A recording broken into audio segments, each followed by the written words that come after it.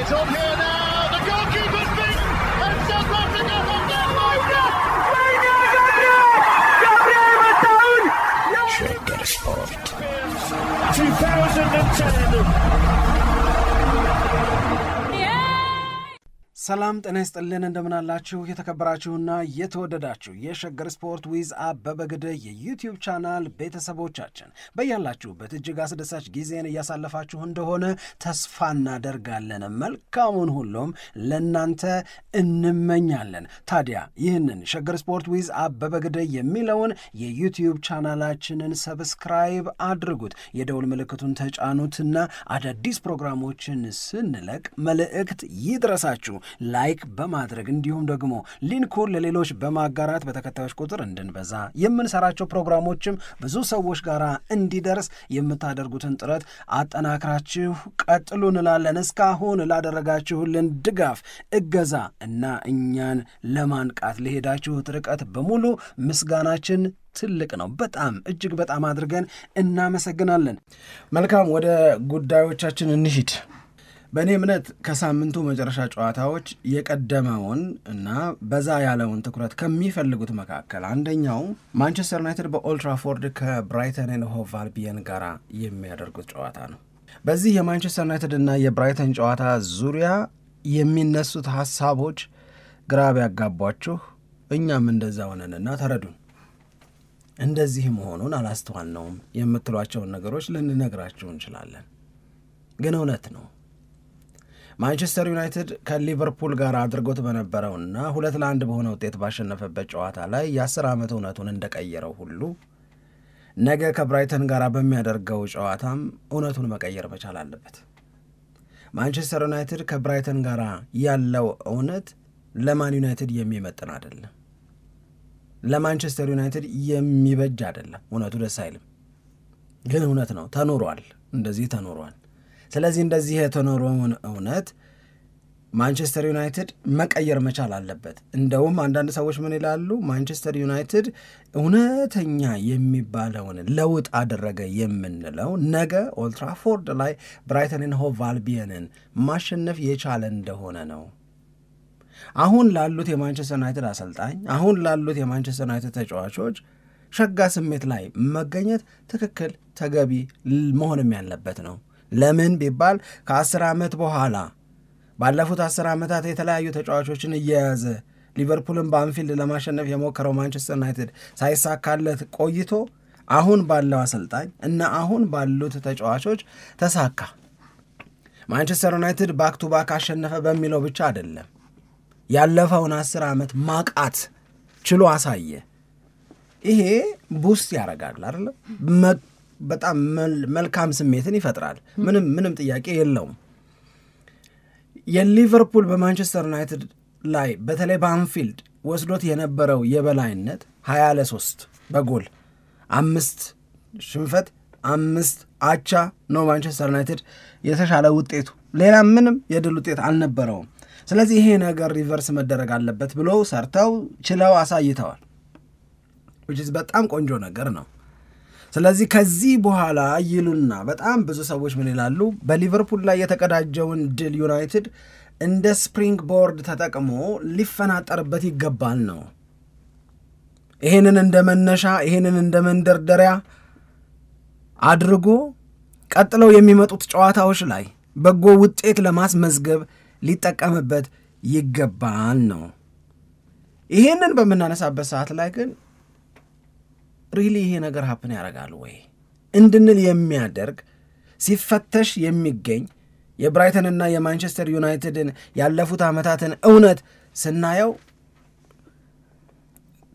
ይህንን ቅዳሜ ማንቸስተር ዩናይትድ በድል ካደረገ እውነተኛው ለውጥ ምለው ያኔ ነው የሚሉት። ምንድን ነው የሆነው? ለምሳሌ ባለፈው የውድድር ዓመት ማንቸስተር ዩናይትድ እና ብራይተን ኤንድ ሆቭ አልቢየን ሁለቴ ተጫውተዋል አይደለም? አንዴ በኦልድ ትራፎርድ፣ አንዴ በብራይተን ሜዳ። ሁለቱንም ብራይተን አሸንፏል። ሀቅ ቁጥር 1 በደርሶ መልስ ባክ ቱ ባክ አሸንፎታል ብራይተን ማንቸስተር ዩናይትድ። ሀቅ ነው። ሁለተኛው ሀቅ ባለፉት 7 የሁለቱ ክለቦች የእርስ በርስ ጨዋታ 6ቱን ብራይተን አሸንፏል። ሀቅ ነው። ይሄም ከብራይተን ጋር ተጫውተሽ ከ7 ጨዋታ በ6ቱ መሸነፍ ማንቸስተር ዩናይትድ ያለበትን ብራይተን ደግሞ የደረሰበትን የሚያሳይ ነው። ሀቅ ቁጥር 3 ባለፉት ተከታታይ ዓመታት እንደ ብራይተን ኤንድ ሆቭ አልቢየን ማንቸስተር ዩናይትድን ያሸነፈ ቡድን የለም። እውነት ወይስ ውሸት? ከፈረንጆቹ 2022 ወደዚህ ወይም ባለፉት 3 ዓመታት ማን ዩናይትድ ከማን ሲቲ፣ ማን ዩናይትድ ከአርሰናል፣ ማን ዩናይትድ ከቼልሲ፣ ማን ዩናይትድ ከቶተንሃም፣ ማን ዩናይትድ ከሊቨርፑል ምናምን ተጫውቷል። በእነዚህ 3 ዓመታት ግን ዩናይትድን የብራይተንን ያህል ያሸነፈው የለም። እንደዚህ መሆኑን ማንም ብዙ ሰው የሚያስተውል አይመስለኝም። ወይም እኔ ብቻ ነኝ በቃ ኋላ ያቀረሁት። አይ ብዙ ትኩረት የምንሰጠው ጉዳይ አይደለም። ግን እውነቱ ይሄ ነው። እውነቱ ግን ይሄ ነው። አዎ እያልኩ ያለሁት ባለፉት 3 ዓመታት ዩናይትድን የብራይተንን ያህል ያሸነፈው የለም። ብራይተን ነው ማንቸስተር ዩናይትድ ላይ በጣም ተደጋጋሚ ድል ያስመዘግበው። ሆም ኤንድ አዌይ ነው እኮ የምልሽ። የሊቨርፑል ጉልበት ሆም ጌሙ ላይ ነው፣ አንፊልድ ላይ ነው። የብራይተን ማንቸስተር ዩናይትድ ላይ ያለው ጉልበት ግን ሆም ኤንድ አዌይ ነው። the last 3 years በእግር ኳስ እልቅና የሚባል ነገር አለ ብዬ አላምንም፣ ግን አለ ከተባለ ባለፉት 3 ዓመታት የዩናይትድ አለቃው ብራይተን ነው ማለት ነው። ምክንያቱም የብራይተንን ያህል ያሸነፈው ማንም የለም ማንቸስተር ዩናይትድን እያልን ያለ ነው።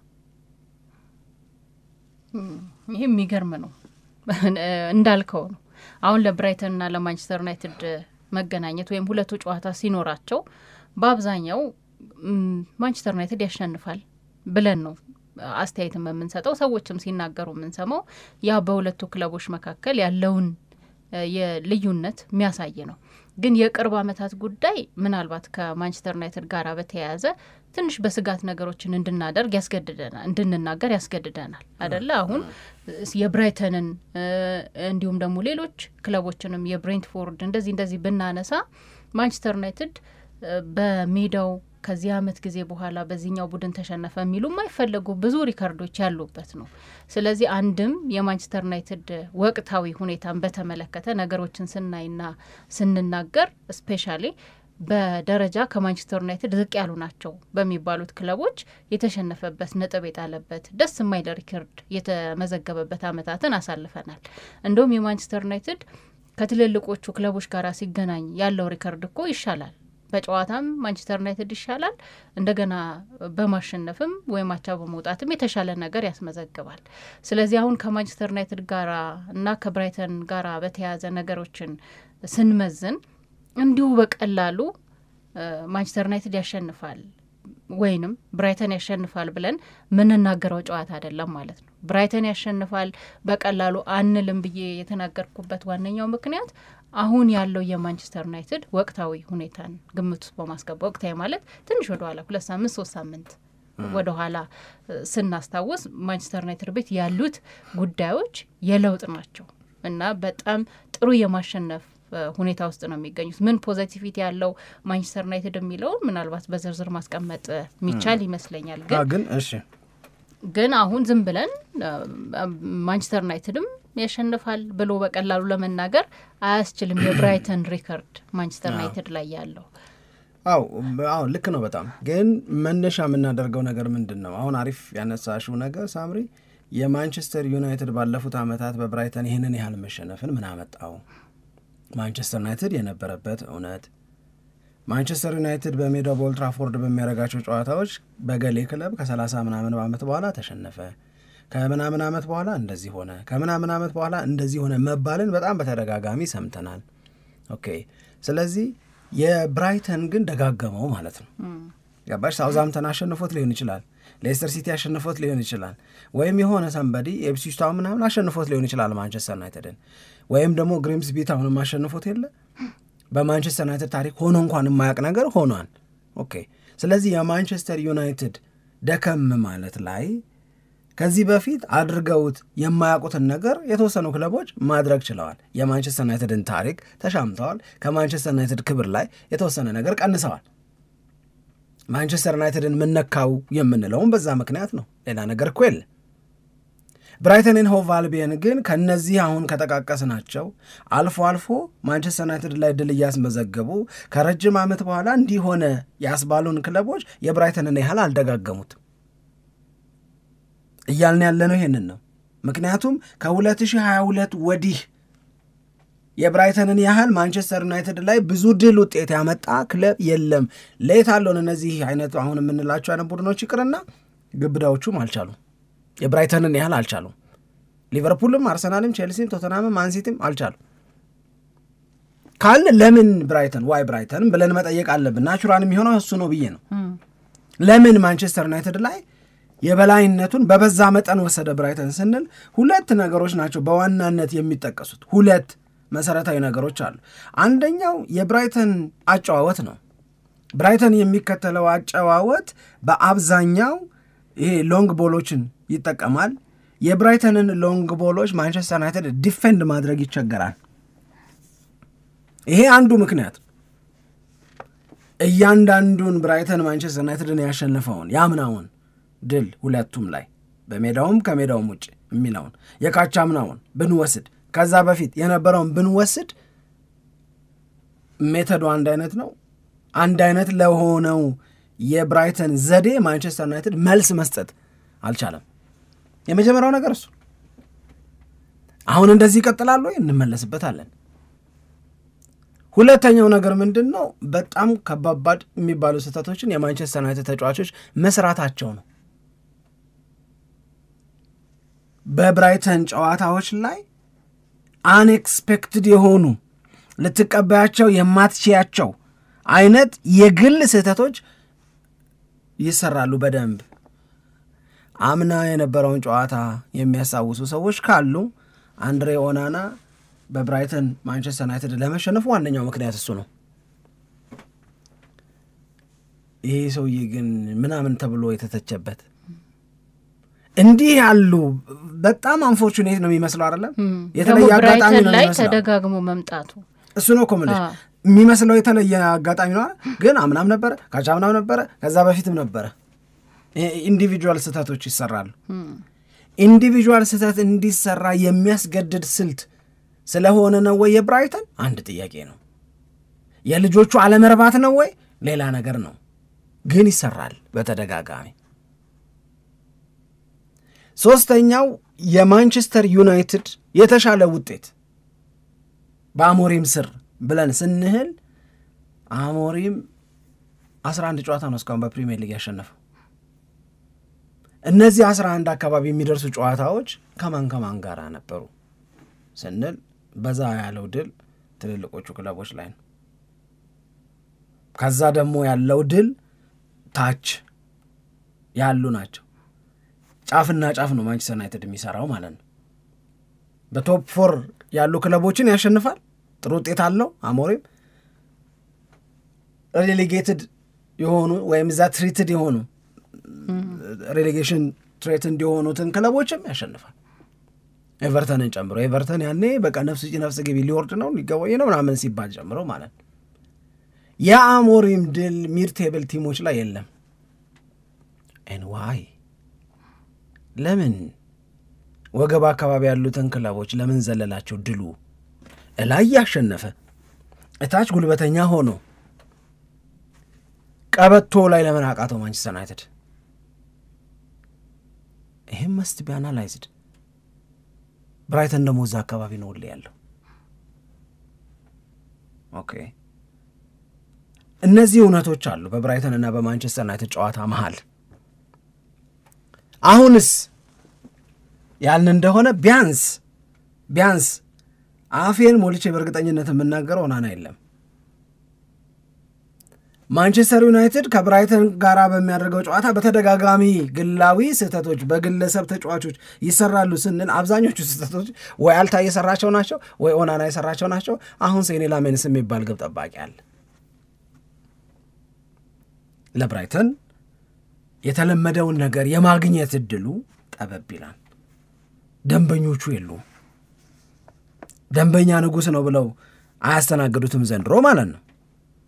የመጀመሪያው ነገር እሱ ነው። ሁለተኛው የአሞሪም የመከላከል አቅም ዝርክርክ አይደለም። አሁን ማንቸስተር ዩናይትድ በመከላከል ስራ ዘንድሮ እንደ አርሰናል አይሁን እንጂ ከአርሰናል ቀጥሎ ቁጥሮቹ ጥሩ ያሱ ናቸው።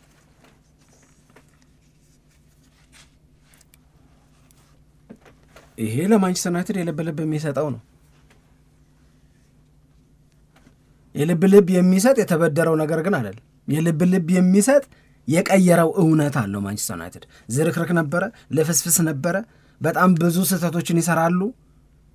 በረጅም የሚላኩ ኳሶችን ፈርስት ቦሎቹን ማሸነፍ፣ ሴከንድ ቦሎቹ ላይ ጥሩ መሆን ምናምን ያቅታቸዋል። ለብራይተን ያ ይመቸዋል። ብራይተን ማንቸስተር ዩናይትድ ላይ ከ2022 ወዲህ ጉልበተኛ ነው። ዘንድሮስ ያልሽ እንደሆነ የማንቸስተር ዩናይትድ የመከላከል አቅም በጣም ጥሩ ነው። የማንቸስተር ዩናይትድ የመከላከል አቅም ብቻ ሳይሆን ከማንቸስተር ዩናይትድ ተጫዋቾች እግር ስር ኳስ ብዙ ጊዜ እንዳምናው እንደ ካቻም ነው እየተበላሸች አይደለም። they can hold it, they can possess መቆጣጠር ይችላሉ። ኳስ they can pass በጣም በቀላሉ ማድረግ ይችላሉ። ስለዚህ ማንቸስተር ዩናይትድ የትኛውን የጨዋታ ስልት ይመርጣል? ይሄ ደግሞ ሌላ ትልቅ ጥያቄ ነው። ለነገ በጣም ትልቁ ጥያቄ እሱ ነው። አሞሪም ባርኔጣ ተነስቶለታል፣ ለአድናቆትና ለክብር ተጨብጭቦለታል፣ ለምስጋና።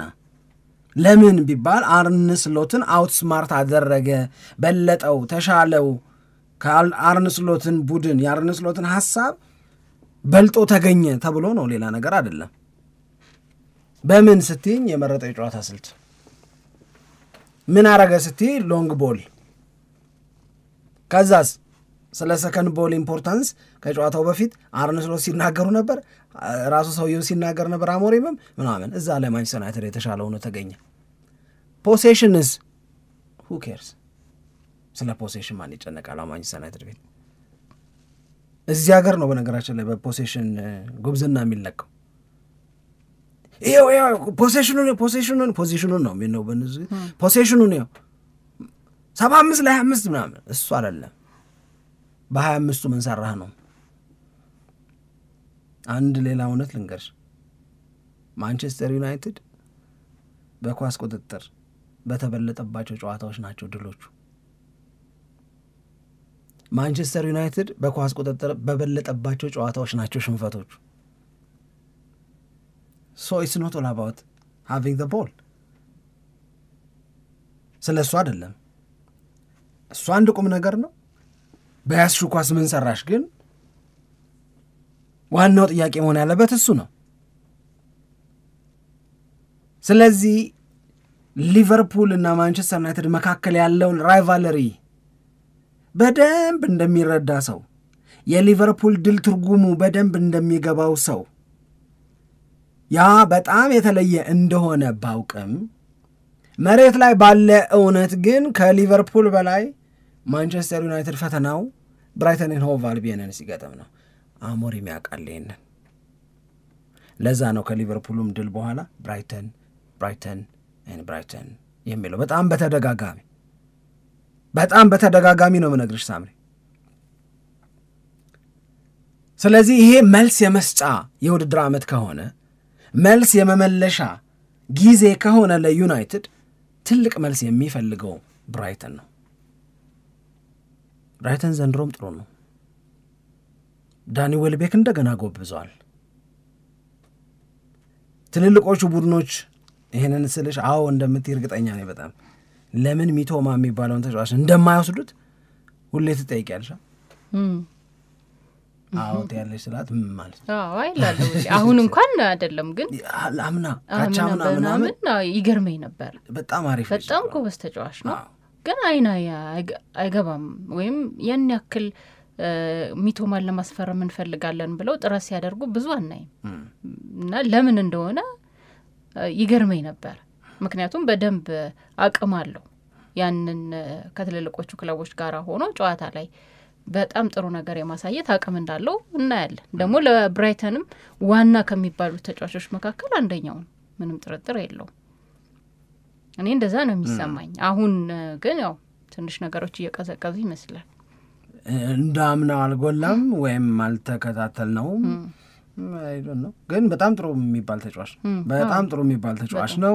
ለማንኛውም ይሄ እውነት አለው የማን ዩናይትድ እና የብራይተን ጨዋታ ባለፉት ዓመታትም ዘንድሮ ግን ዩናይትድ በእጅጉ የተቀየረ ቡድን ከመሆኑ ጋር አያይዘን ለብራይተን ቀላል አይሆንም፣ ለማንቸስተር ዩናይትድ ደግሞ መልስ መስጠት መቻል አለበት እንላለን።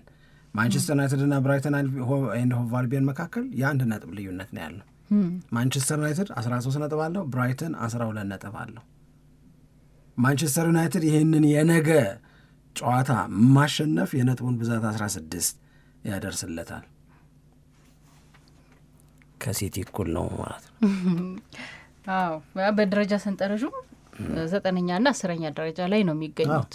ስለዚህ በጣም የተቀራረበ ነገር ነው ያላቸው በነጥብም የ1 ነጥብ ልዩነት ስለሆነ ግን ትልቁ ነገር የሚመስለኝ እኔ የአሞሪም በተለይ ለሊቨርፑል አጨዋወት የሚገባውን አይነት መልስ ይዞ እንደመጣ ለዚህኛውም ደግሞ ለብራይተኑም ጨዋታ የሚገባውን አይነት መልስ ይዞ የሚመጣ ከሆነ በጣም አሪፍ ነው ብዬ ነው የምረድ። ያንን ነገር ማስቀጠል ያስፈልጋል።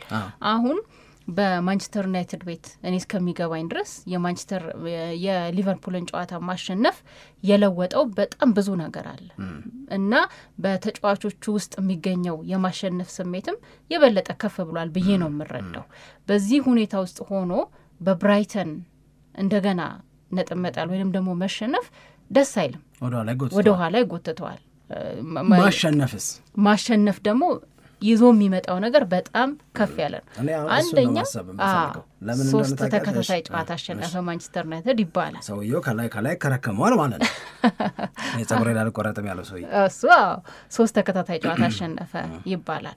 ሁለተኛ ደግሞ አሁን እኛ የተናገርነውን እውነት የማንቸስተር ዩናይትድ ተጫዋቾችም አሞሪምም ያውቁታል በብራይተን ምን ያክል ብልጫ እንደተወሰደበት።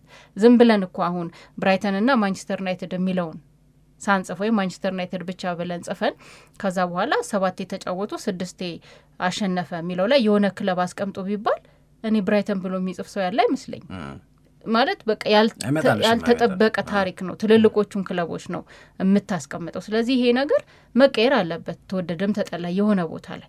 ለዛ ደግሞ አሁን ትክክለኛ ወቅት ነው ብዬ ነው ማስበው። በተለይ የማንቸስተር ዩናይትድ ተጫዋቾች አሁን ከድሉ ጋር በተያያዘ የተፈጠረው ስሜት ይህንን ለማስቀጠል የበለጠ ምቹ ነው በሚል እምነት ማለት ነው። ስለዚህ ያንን ለመቀየር እኛ የተናገርነውን እውነት አሞሪምም ያውቃል፣ ተጫዋቾቹም ያውቃሉ።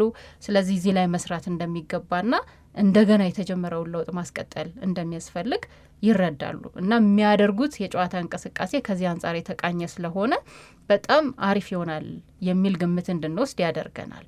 እና የብራይተንና የማንቸስተር ዩናይትድ ጨዋታ ዝም ብለን የጨዋታ ዝርዝር ውስጥ ስንመለከተው ቀላል ሊመስል ይችላል፣ ግን ቀላል አይደለም። ብዙ ምክንያቶች አሉት። ለብራይተንም ብዙ ምክንያት አለው፣ እንደገና ለማንቸስተር ዩናይትድም ብዙ ምክንያት አለው። 3 ነጥቦችን ብቻ ልጨምርና ለአብቃኔ አንቺ የምታኪው ካለ ትችያለሽ።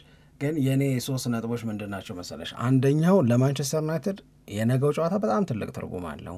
ለብራይተን ያለፉት ዓመታት ጉልበት መልስ መስጠት ነው ፊት ለፊት የሚታየው። ይበቃሃል፣ ልክህን ወቅ መባል አለበት ብራይተን ነው ቫልቢየን። ስለዚህ ማንቸስተር ዩናይትድ ይህንን በማድረግ ሲያቀቱኝ የነበሩትን ነገሮች መልክ እየሰጧቸው ነው። በቁጥጥር ስር መልሼ እያዋልኳቸው ነው። እያያችሁኝ ነው ወይ ማለት መጀመር መቻል አለበት። ይሄ የመጀመሪያው ነው። ሁለተኛው ግን ለእኔ የሚበልጠው ፋይዳ ብዬ የምለው ማንቸስተር ዩናይትድ ዘንድሮ ምንድን ነው ታርጌት ያደረገው? ዩናይትድ ታርጌት ያደረገው በሚቀጥለው የውድድር ዓመት ወደ አውሮፓ የውድድር መድረክ የሚያስገባውን ውጤት ማምጣት ነው። በሚቀጥለው የውድድር ዓመት ወደ አውሮፓ ቻምፒዮንስ ሊግ ወይም ወደ ዩሮፓ ሊግ ለመግባት ደግሞ ውጤቶች መስተካከል አለባቸው። ይህንን ጨዋታ ማሸነፍ ማንቸስተር ዩናይትድን ከ9ኛነት ወደዛ ወደ ቶፕ 4 ተርታ ሊያስጠጋው የሚችል ድል ነው የሚሆነው። እንደገና ወደ ኋላ አይደለም የሚጎትተው። ማሸነፍ ማለት ማንቸስተር ዩናይትድ ነጥቡን 16 ያደርጋል። የማንቸስተር ሲቲ ውጤት የሌሎቹ ውጤት ምናምን መታየት እንዳለበት ባውቅም ግን በእርግጠኝነት ወደ 6ኛነት ወደ 5ኛነት ሊያጠጋጋው ይችላል። ይሄ የምፈልገውን ወደ ማግኘት እየመጣሁ ነው የሚል በጣም ፖዚቲቭ ኢነርጂ ለዩናይትድ ይሰጠዋል። ይሄ ይበልጥብኛል ለኔ ከምንም በላይ ነው የምነግርሽ፣ ከምንም በላይ ይሄ ይበልጥብኛል። ይሄንን የማድረግ መቻል የመፈጸም መቻል አቅም ላይ ደርሻለሁ ብሎ ማሰብ። አሁን እመኚኝ ለዚህ ለብራይተን ጨዋታ አሞሪምና የዩናይትድ ተጫዋቾች የሚዘጋጁበት መንገድ ለሊቨርፑል ጨዋታ ከሚዘጋጁበት መንገድ የተናነሰ ይሆናል ብዬ አላስብም። ግን መፍትሄ ለማፍለቅ ልምምድ ቦታ ለመስራት ለጨዋታው ለመዘጋጀት አሁን ምን አለ እየተረጋጋ አምረዋል። ባክ ቱ ባክ ማሸነፍ አልቻለም ምናምን ብሎ የሚያወራበት የሚጽፍበት ሰው የለም። እስ ዋው ሞመንት ለማንቸስተር ዩናይትድ ዋው ሞመንት በዚህ ፍጥነት ሊያከስመው አይገባም። ስለዚህ ይሄ አንደኛው ነገር ነው ማንቸስተር ዩናይትድን ከዚህ ከወገብ አካባቢ ወደ ላይ ከፍ የሚያደርገውና አለቅም ሊል ይችላል። ከዛ በኋላ ሶስተኛው መረሳት የሌለበት ነጥብ ማንቸስተር ዩናይትድ 2 የፕሪሚየር ሊግ ተከታታይ ጨዋታዎችን አሸነፈ ከ11 ወራት በኋላ ምናምን ነው የምንለው አይደል? በነገራችን ላይ ከ11 ወራት በኋላ አይደል ለማንቸስተር ዩናይትድ ባክ ቱ ባክ ያሸነፉ። ማንቸስተር ዩናይትድ ሜይ 2024 ላይ ነው ለመጨረሻ ጊዜ ባክ ቱ ባክ አሸንፎ የነበረው። በአሞሪም ስር ነው 11 ወር እንጂ ከዛ በፊት የነበሩት 6 ወራትም መጨመር አለባቸው። አልቻለም ማንቸስተር ዩናይትድ ባክ ቱ ባክ ማሸነፍ። አሞሪም ያመጣው መከራ አይደለም፣ ከአሞሪምም በፊት የነበረ ነው። እሱም እስካሁን ድረስ እስከ ትላንትና ወዲያው የባለፈው የሊቨርፑል ድል ድረስ መቀየር አልቻለም ነው እንጂ 17 ወር አካባቢ ነው ማንቸስተር ዩናይትድ 2 የፕሪሚየር ሊግ ጨዋታዎችን በተከታታይ ማሸነፍ ያልቻለም። እሱ ተቀይሯል። አሁን በዚህ ረገድ ማንም ስሙን የሚያነሳ የለም። ዛሬ ማንም የሚጽፍ የለም። ከሆነም አቆመው ያንን ችግር ፈታው ምናምን በሚል ነው የሚነሳው። ግን ለምን ብዙ ጊዜ ሜንሽን እንደማይደረግ አላቅም እንጂ ማንቸስተር ዩናይትድ በሜዳው በኦልድ ትራፎርድ መልሶ ጉልበተኛ እኮ ሆኗል። ያለፉትን 3 የኦልድ ትራፎርድ ጨዋታዎች በተከታታይ እኮ አሸንፏል። ኦልድ ትራፎርድን እንደገና ማሸነፊያው መድረክ፣ ኦልድ ትራፎርድን እንደገና መክበሪያው መድረክ ካደረገ ሆም ፎርሙን ጥሩ ካደረገ ማንቸስተር ዩናይትድ በጣም ቆንጆ ነው፣ በጣም ቆንጆ ነው። ምክንያቱም አምናስን ወቅሰው የነበረው ነገር ምንድን ነው? በኦልድ ትራፎርድ ማንቸስተር ዩናይትድ 19 ጨዋታ ተጫውቶ የሚበዙት ላይ ነጥብ ያባከነበት ከግማሽ በላይ የሚሆኑትን ወይ ተሸንፏል ወይ አቻ ወጥቶ አይረባም ነበር የማንቸስተር ዩናይትድ ውጤት በኦልድ ትራፎርድ። ዘንድሮ ግን አሁን 3 ጌም ይነረው በተከታታይ አሸንፏል። ፊር ፋክተር እንደገና እንዲመለስ አድርጓል ወደ ኦልድ ትራፎርድ። እነዚህ ሁሉ ነገሮች አጋዥ ናቸው። ማንቸስተር ዩናይትድን የሊቨርፑል ጨዋታ ያስፈነጥረዋል ምናምን ሳይሆን እኔ ከዚህ በኋላ ይመስለኛል ከነገው በኋላ ይመስለኛል እንደውም በደንብ የሚፈናጠረው ማንቸስተር ዩናይትድ የነገውን ጨዋታ ማሸነፍ ወደ ላይ ስለሚወስዱ በበለጠ የእንችላለን ስሜት ውስጥ እንዲገቡ ስለሚያደርጋቸው በኦልድ ትራፎርድ መፍጠር የቻሉትን እንደገና የማሸነፍ አቅም ማስቀጠል ስለሚሆን የነገው ቀን ልዩ ነው ለማንቸስተር ዩናይትድ። ሳምሪ እናቴ ትሙት ልዩ ነው። በእርግጠኝነት ነው የምናገርሽ። ይሄንን አንደርስታንድ ያደርጋል አሞሪም። ይሄንን አንደርስታንድ ማድረግ አለባቸው የማንቸስተር ዩናይትድ ተጫዋቾች። ማንቸስተር ዩናይትድ ሩቅ አይደለም፣ የእውነት አይደለም እናውራው፣ በነጥብ ሩቅ አይደለም። ለምን እንደዛ እንደማናስብ ይገባኛል፣ እቀበለዋለሁ። የአምናው ትዝታን በአንዴ ማራገፍ ስለከበደ ነው። በነጥብ ሩቅ አይደለም፣ በዛ ላይ ገና ነው፣ የጎበዞቹ ጎረቤት ነው። አሁን ደግሞ ገና ነው የምልህ አሁን 9ኛው ሳምንት አይደል የሚጫወቱት ነገር 9ኛው ሳምንት። ስለዚህ ገና ነው። አብዛኛውን የሚበልጠውን የጨዋታ ጊዜ ገና ወደፊት የሚመጣው ነው። ስለዚህ ከነጥብ አንጻር ከተመለከት ነው፣ ከደረጃ ሰንጠረዥ አንጻር ከተመለከት ነው ገና ነው ሁሉም ነገር። ብዙ የሚለዋወጡ ነገሮች አሉ። ልክ ነው። ከተወሰነ ጊዜ በፊት ግን ምንድን ነበር ዋት ወዘ ቶክ ኦፍ ዘ ታውን የከተማ ወሬ እኮ የነበረው ነገር ሳምሪ ማንቸስተር ዩናይትድ ወደ ላይ ካለው ቅርበት ይልቅ ወደ ታች ያለው ቅርበት ይበልጥ ነበር፣ ይቀርብ ነበረ አይደል? ከወራጅ ስጋት ላይ ካሉ ክለቦች ጋር ያለው የነጥብ መጠጋጋት ምናምን ነበር የሚወራ የነበረው። የሚወራው ግን እውነት ስለነበረ ምንም አታረጊ ትቀበያለሽ። አሁን ግን የላይኞቹ ጎረቤት ነው ማንቸስተር ዩናይትድ። ከማንቸስተር ሲቲ ጋር ከሊቨርፑል ጋር ከቼልሲ ጋር ምናምን ያለውን ነገር ስትመለከቸው ቅርብ ነው። ነገ የበለጠ ያቀራርበዋል ብዬ አምናለሁ እኔ። ነገ ግን ማሸነፍ አለበት። በዚህ ጉዳይ ላይ አንድ አሪፍ ፕሮግራም ነገ የምንሰራ ይመስለኛል። ምን ብለን ማንቸስተር ዩናይትድ በኦልድ ትራፎርድ 3 ጨዋታዎችን በተከታታይ አሸነፈ። ማንቸስተር ዩናይትድ ከ17 ወራት በኋላ ለአሞሪም ደግሞ ከ11 ወራት በኋላ ባክ ቱ ባክ የፕሪሚየር ሊግ ጨዋታዎችን ማሸነፍ ቻለ። ይሄንን ካልን በኋላ እነዚህ ያሉትን በጎ ነገሮች ለማስቀጠል ማንቸስተር ዩናይትድ ምን ማድረግ አለበት? ገብቶሻል ርዕሴ? እንዴት ያስቀጥላቸው የሚለውን የነገው ፕሮግራም ላይ ጠብቁ።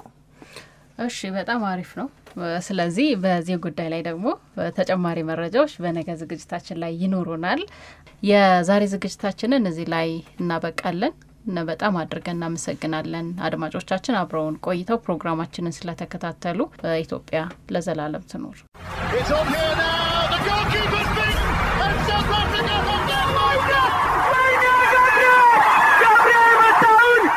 ሸገር ስፖርት 2010